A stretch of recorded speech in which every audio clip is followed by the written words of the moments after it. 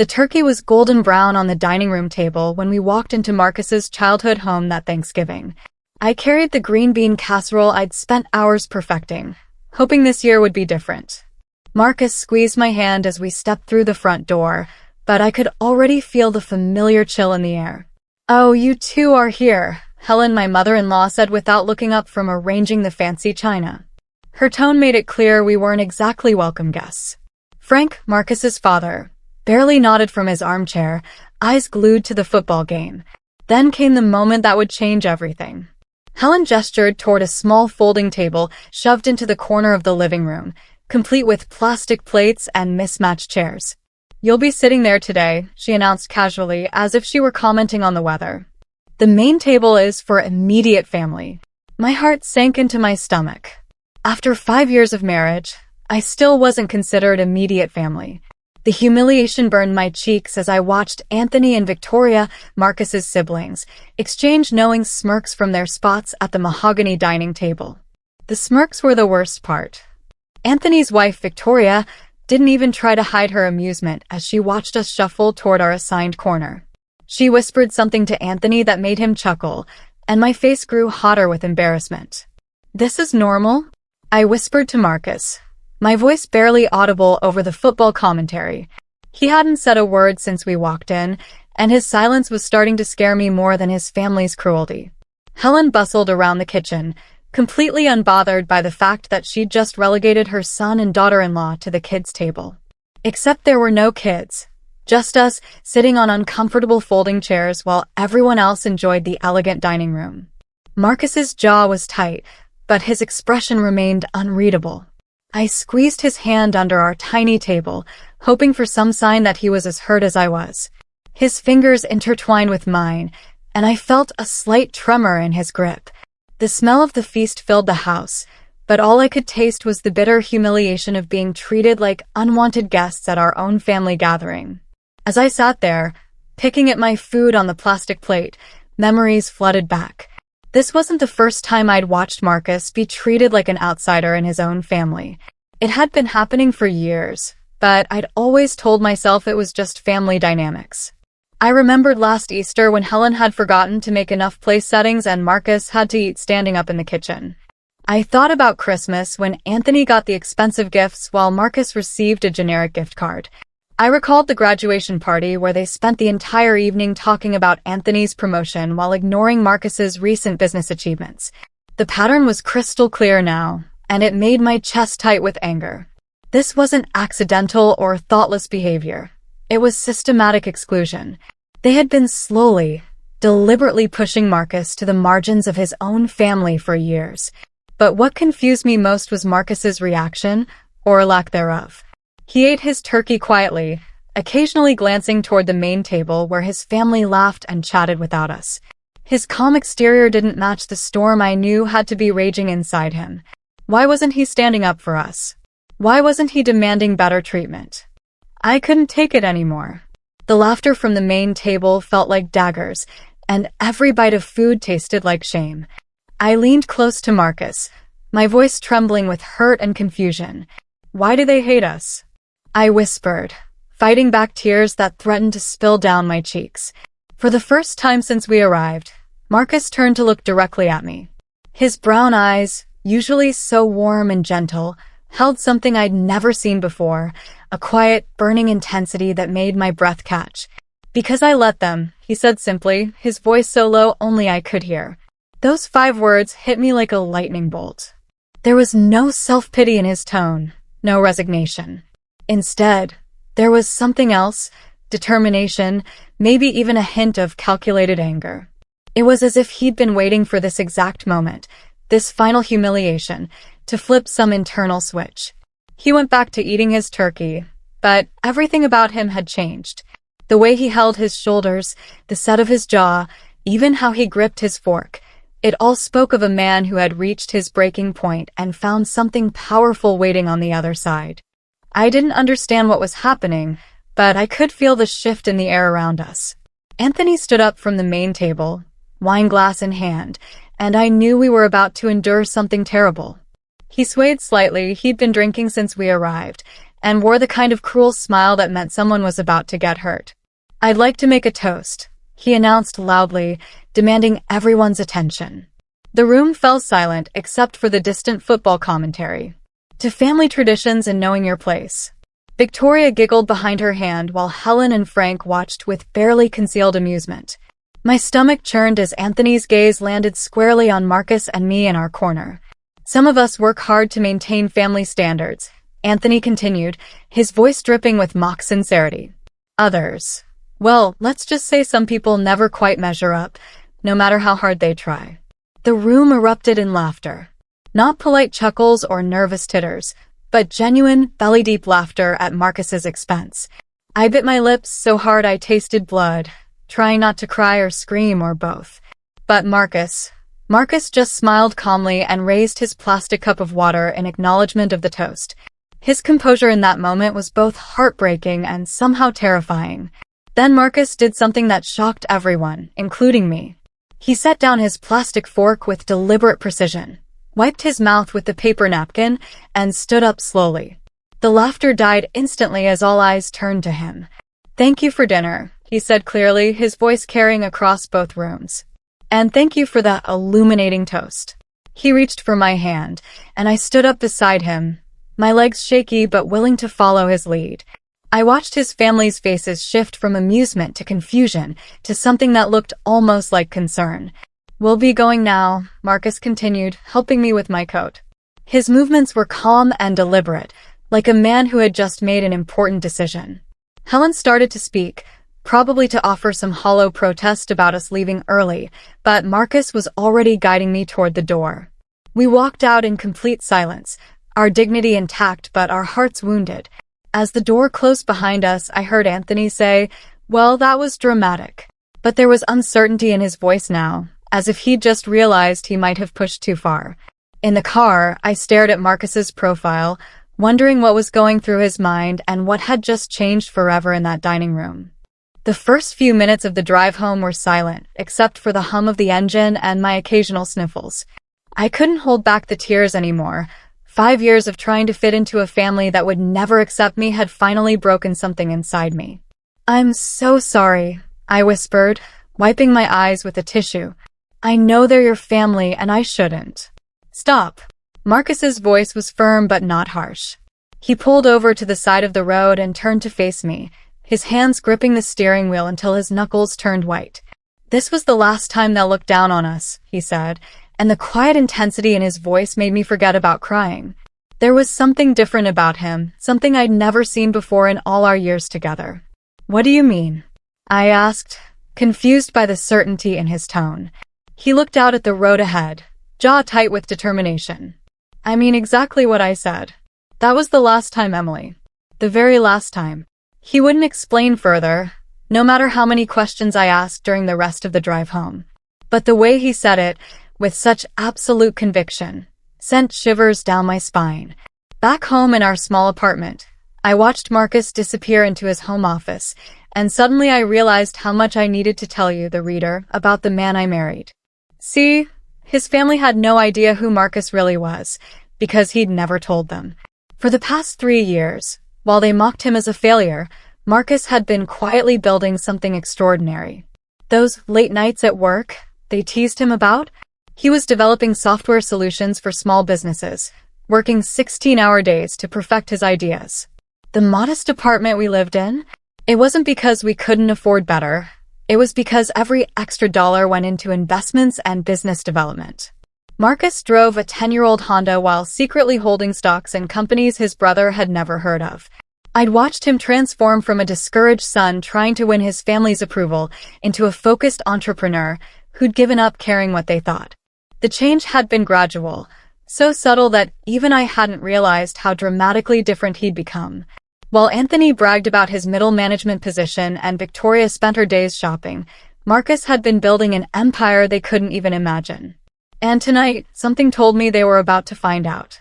What his family also didn't know was that I'd become Marcus's partner in every sense of the word. About 2 years ago, he'd finally opened up to me about his real work, his real ambitions, and his real success. "I want you to be part of this," he'd said one evening, spreading financial documents across our kitchen table. Not just as my wife, but as my business partner. I'd always been good with numbers, accounting had been my college major, but I'd been working a boring job at a local firm just to pay bills. Marcus saw potential in me that I hadn't even seen in myself. Together, we'd researched markets, analyzed investments, and built strategies. While his family saw us as the struggling young couple barely making ends meet, we were actually building something substantial. Our teamwork was seamless, our trust complete. I handled the financial planning while Marcus focused on product development. We made decisions together, celebrated victories together, and supported each other through the inevitable setbacks that come with building a business from scratch. The irony was delicious. His family thought we were failures while we were actually more successful than any of them. But Marcus had insisted we keep quiet, keep working, keep building. Let the results speak for themselves, he'd always said. Now, I had a feeling the time for silence was over. 3 weeks after Thanksgiving, a Christmas invitation arrived in our mailbox. It was one of Helen's fancy cards with gold embossed lettering, and the message inside made my blood boil all over again. Christmas dinner, December 23rd, 2 p.m. If you even want to come after your dramatic exit at Thanksgiving. Smiley face. We'll try to make sure there's enough room at the appropriate table. RSVP Helen. The smiley face emoji somehow made it worse. She was mocking our hurt, treating our dignified exit like a childish tantrum. The appropriate table comment left no doubt that we'd be relegated to the corner again if we showed up. I was ready to throw the invitation straight into the trash, but Marcus studied it for a long moment, then calmly walked to his desk and wrote, "We'll be there," on the RSVP card. Are you serious? I asked, watching him seal the envelope. After what they did to us? He looked at me with that same mysterious intensity I'd seen in the car. Oh, we're definitely going to be there. Something in his tone made me realize this wasn't about forgiveness or giving his family another chance. This was about something else entirely, something that made my pulse quicken with anticipation rather than dread. Marcus was planning something, and whatever it was, I had a feeling Christmas dinner was going to be very different this year. The weeks leading up to Christmas were strange. Marcus spent hours in his office with the door closed, which wasn't unusual. But now there were phone calls at odd hours and mysterious packages arriving that he'd whisk away before I could see what they contained. Most intriguing was the locked briefcase that appeared on his desk one morning. It was sleek, black leather with combination locks, and he guarded it like it contained state secrets. What's in the briefcase? I asked one evening, only half joking. Christmas surprise, he said with a smile that didn't reach his eyes. I watched him organize documents, make copies of things, and double-check everything with the kind of meticulous attention he usually reserved for his most important business deals. Whatever he was preparing for, it was big. The night before Christmas dinner, I caught him reviewing papers by lamplight, his reading glasses perched on his nose and that briefcase open beside him. The documents looked official, lots of legal language and letterhead I couldn't quite make out from across the room. Are you nervous? I asked, settling onto the couch beside him. He looked up from his papers, and for the first time in weeks, his expression softened. No, he said simply. I've been waiting for this opportunity for years. That's when I knew tomorrow wasn't just about Christmas dinner. It was about justice. In the days before Christmas, I couldn't help but overhear the family gossip through Victoria's social media posts and Helen's phone calls to neighbors. They weren't even trying to be subtle about their mockery. Marcus is too weak to ever stand up for himself, Victoria had posted on Facebook, along with laughing emojis. Some people never learn. Helen had told Mrs. Patterson from next door, they'll crawl back like they always do. Marcus doesn't have the backbone to stay away from family. Anthony had apparently been telling people at work about his pathetic brother who'd gotten his feelings hurt over seating arrangements. The story had grown in the telling. Now Marcus had supposedly stormed out in tears while I'd caused some kind of scene. Each cruel comment and distorted story made my anger burn brighter, but Marcus remained mysteriously calm about all of it. When I'd show him Victoria's posts or repeat Helen's comments, he'd just nod and say, "Let them talk." His serenity was almost unnerving. While I wanted to defend him, defend us, he seemed completely unbothered by their continued attacks on his character. It was as if he knew something I didn't, as if their words couldn't touch him anymore. "They think they know me," he said one evening. "Tomorrow, they'll find out they don't know me at all." 2 days before Christmas, Marcus told me he had an errand to run and would be back in a few hours. He took his briefcase with him, which immediately got my attention. When he returned, he had a thick manila envelope and an expression I couldn't quite read, satisfaction mixed with something harder, more determined. "Everything okay?" I asked, noting how carefully he placed the envelope in his briefcase. "Better than okay," he replied. "Everything's finally falling into place." That evening, he spent another hour on the phone with someone, speaking in low, professional tones. I caught fragments of the conversation. "Confirmed for tomorrow. All documents ready, and they have no idea what's coming." The mystery was driving me crazy, but I also trusted Marcus completely. Whatever he'd been planning, whatever was in that briefcase, I knew it was our chance to finally balance the scales with his family. I'd seen him work miracles in business through careful planning and perfect timing. His family had no idea they were dealing with someone who'd learned to turn patience into power, who'd spent years building toward this moment. As I watched him double-check his preparations one final time, I felt a thrill of anticipation. Tomorrow, the people who'd spent years making us feel small were going to discover just how wrong they'd been about Marcus, about both of us. Christmas dinner arrived gray and cold, with snow threatening in the heavy clouds overhead. As we pulled into Helen and Frank's driveway, I felt my stomach flutter with nerves and anticipation. The same house, the same wreath on the door, the same sense of walking into hostile territory. But this time, Marcus carried his briefcase alongside the bottle of wine we'd brought, and his confidence was contagious. Helen answered the door in her best dress, the one she saved for special occasions and photographing. Her smile was brittle as she looked between us and the briefcase Marcus held. Well, you actually came," she said, as if she'd won some kind of bet. "We said we would," Marcus replied calmly, stepping inside without waiting for a proper invitation. The house smelled like ham and cinnamon rolls, but underneath the holiday warmth, I could sense the same cold undercurrent that had made Thanksgiving so miserable. Anthony and Victoria were already there, drinks in hand, whispering near the Christmas tree. Frank grunted a greeting from his chair while Helen fussed around us, clearly expecting drama or apologies that weren't coming. The air felt charged with expectation, as if everyone knew something significant was about to happen, but no one knew exactly what. Just like Thanksgiving, Helen gestured toward the corner where a small folding table had been set up with paper plates and plastic cups. The same humiliating arrangement, the same dismissive treatment. But this time was different. This time Marcus didn't move toward the corner. "We'll wait until everyone is seated," he said quietly, setting his briefcase down beside one of the dining room chairs. Helen's eyebrows shot up. "Excuse me." "We'll wait," Marcus repeated, his voice steady and clear. He pulled out one of the proper dining room chairs and held it for me to sit down. The room went silent. Anthony and Victoria stopped their whispering to stare at us. Frank looked up from his newspaper with confusion. Helen's mouth opened and closed like she couldn't find words. "The main table is for immediate family," Helen finally managed, her voice sharp with authority. Marcus smiled, not the bitter, hurt smile from Thanksgiving, but something confident and almost amused. "I know," he said simply. I sat down in the chair he'd pulled out, my heart hammering but my resolve steady. Whatever Marcus had planned, we were in this together. No more corners, no more plastic plates, no more accepting their cruel version of our place in this family. The standoff had begun, and for the first time in years, we weren't backing down.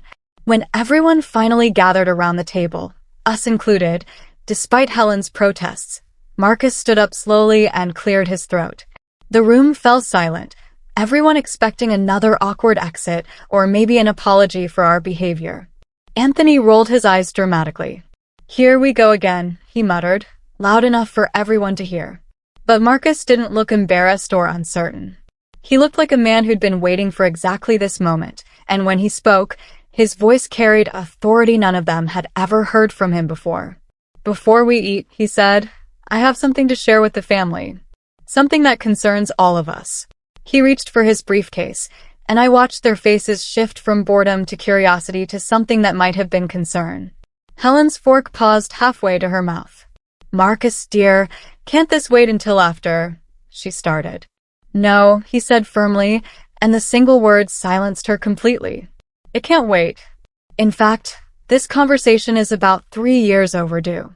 He opened the briefcase with deliberate precision, removing a stack of official-looking documents. Anthony leaned forward slightly, trying to see what the papers contained, but Marcus kept them turned away from the table. "What I'm about to tell you might come as a surprise," Marcus continued, and I heard something in his voice that made me sit up straighter. This was it, the moment everything changed. Marcus lifted the first document from his stack, and I could see Helen's name printed clearly across the top. The silence in the room was deafening. "This house," Marcus said calmly, gesturing around the dining room where we'd been humiliated so many times, "is beautiful. You've always been proud of it, and you should be." Helen and Frank exchanged confused glances. Anthony's smirk had faded into uncertainty. "What you might not know," Marcus continued, "is that as of 6 weeks ago, I am the legal owner of this property." The words hit the room like a bomb. Victoria's wine glass slipped from her fingers, shattering on the hardwood floor. Anthony's mouth fell open. Helen went white as the tablecloth. "What?" Frank stammered, the newspaper sliding from his lap. Marcus placed the deed on the table where everyone could see it. "You've been facing some financial difficulties over the past year. The mortgage payments became too much, and you were forced to sell." "The buyer?" "That was me." I watched his family's faces transform from confusion to shock to something approaching horror as the implications sank in. They'd been mocking him, humiliating him, treating him like a failure, all while sitting in a house he owned. "You're lying," Helen whispered, but her voice lacked conviction. Marcus simply turned the document toward her so she could read her own signature on the sales agreement. "The debt wasn't your fault," Marcus said, his voice gentle but firm. "Medical bills, Frank's early retirement, some bad investments. These things happen to good people." Frank's face had gone red with embarrassment and anger. "You had no right." "I had every right," Marcus interrupted, still calm but with steel underneath. "You needed to sell. I needed to buy. It was a business transaction." He pulled out another document, this one showing the private sale details. "You were 3 months away from foreclosure when my offer came through. I could have let you lose everything, but I didn't. I bought it at fair market value and allowed you to stay as tenants." The word tenants hung in the air like a curse. Helen, who had ruled this house like a queen, was now technically living in her son's property. The son she'd relegated to folding tables and plastic plates. "You let us stay?" Anthony's voice cracked with disbelief. "I let you stay," Marcus confirmed. "I could have evicted you, sold to strangers, done anything I wanted.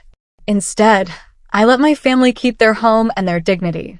Victoria started to cry, not the pretty tears of someone seeking sympathy, but the ugly, panicked crying of someone whose world was crumbling. The power dynamic in the room had shifted so completely that I could practically feel it.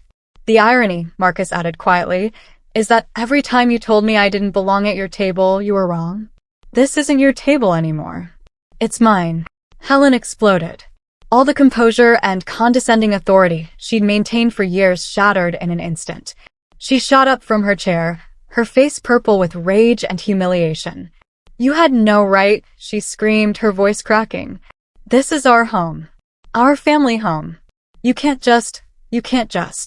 "I can't," Marcus said simply. "And I did. How dare you embarrass us like this?"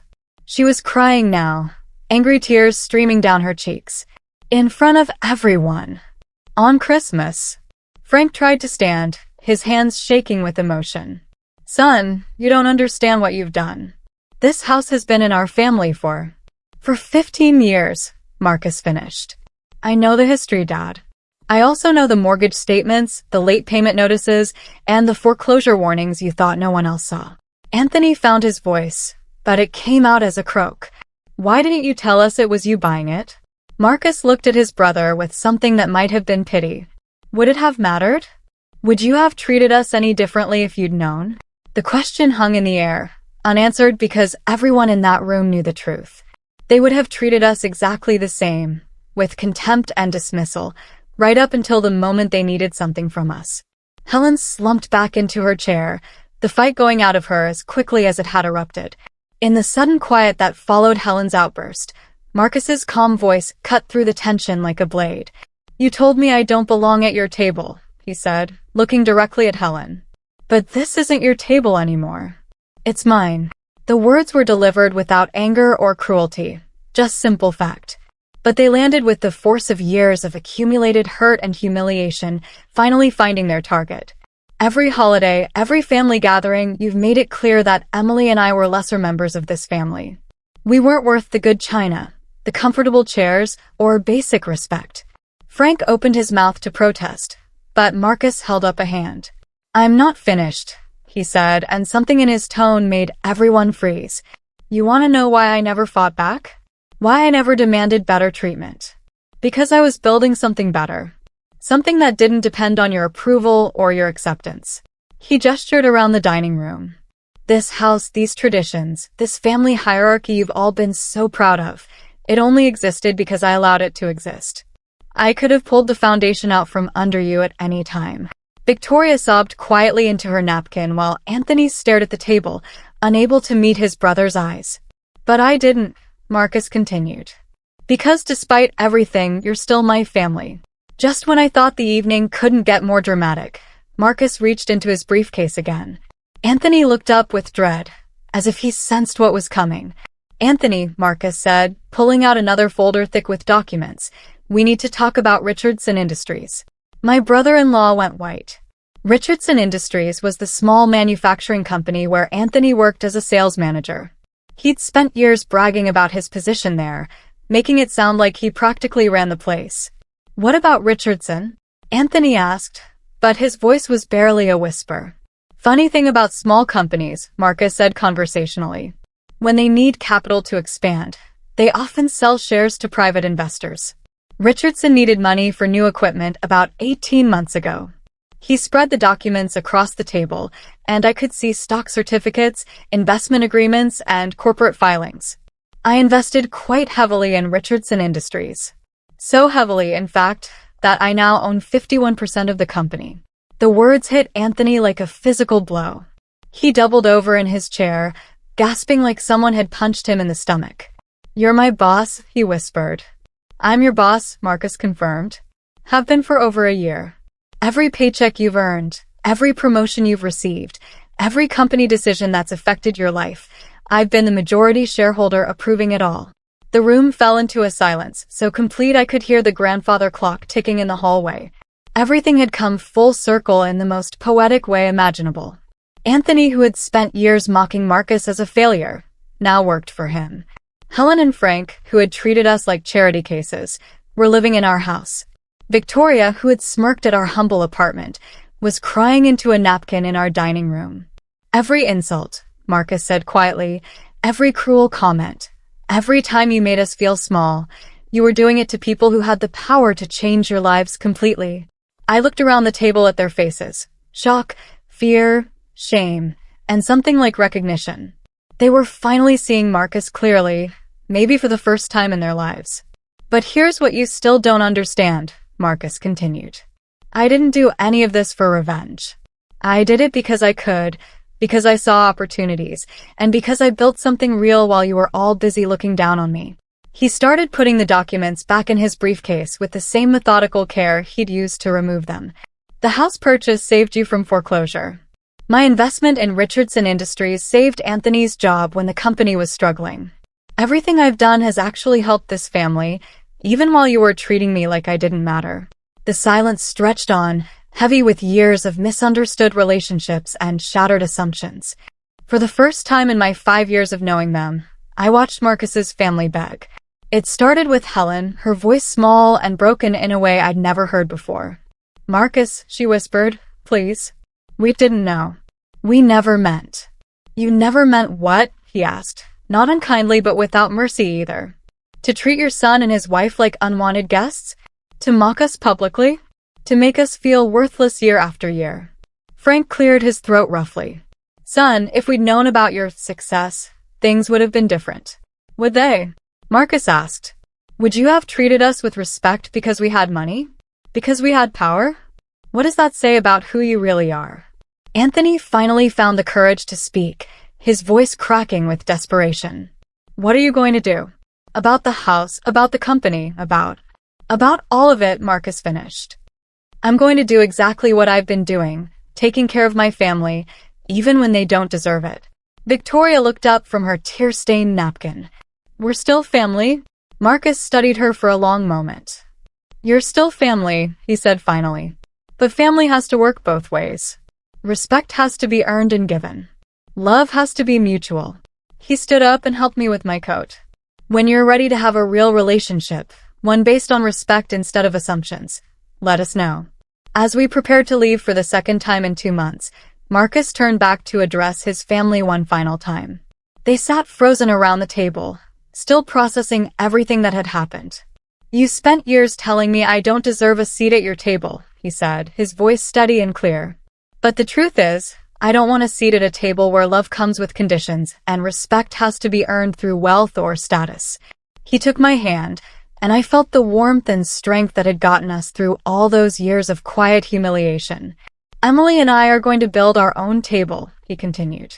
One where belonging isn't based on proving your worth, where family means support instead of judgment, and where respect is served first, before the appetizers, before the main course, before anything else.